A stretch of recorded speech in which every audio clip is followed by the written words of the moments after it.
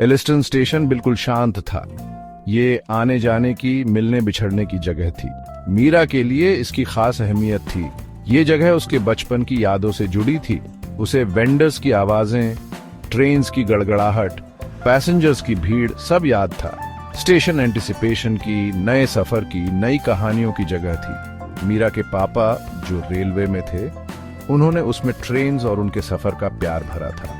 उन्होंने उसे रेल्स का रोमांस, हर डिब्बे में छुपी कहानियां सुनाई थी। वो दोनों स्टेशन पे घंटों बैठे रहते थे, ट्रेन्स आते जाते देखते, और हर गुजरते इंजन के साथ उनका रिश्ता और गहरा होता जाता था। स्टेशन में मीरा के लिए एक जादू था जो उसके पापा और रेलवेज के लिए उनके प्यार से जुड़ा था। लेकिन जिंदगी में अक्सर चीजें बदल जाती हैं। एक दुखद घटना ने मीरा की जिंदगी में एक खालीपन छोड़ दिया। एलिस्टन स्टेशन, जो कभी खुशियों की जगह थी, अब उसकी याद दिलाता था।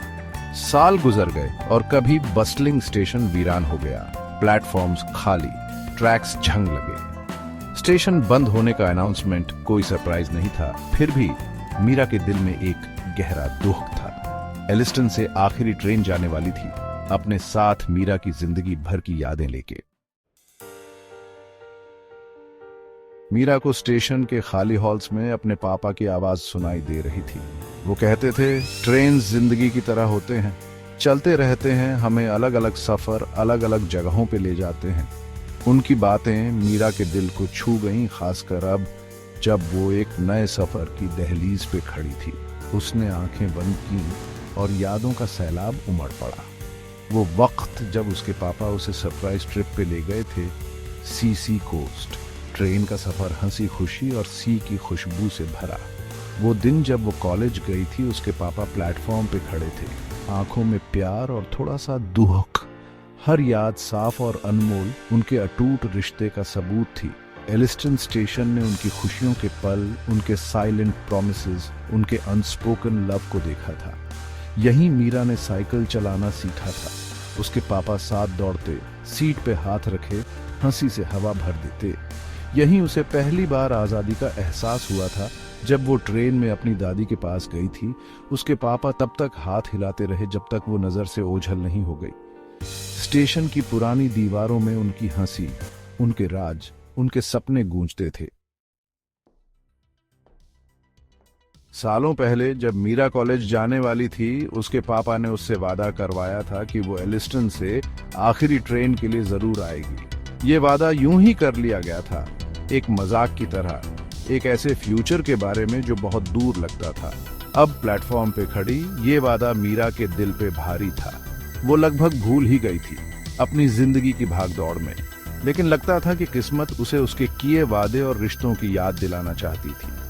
आखिरी ट्रेन के आने का अनाउंसमेंट हुआ।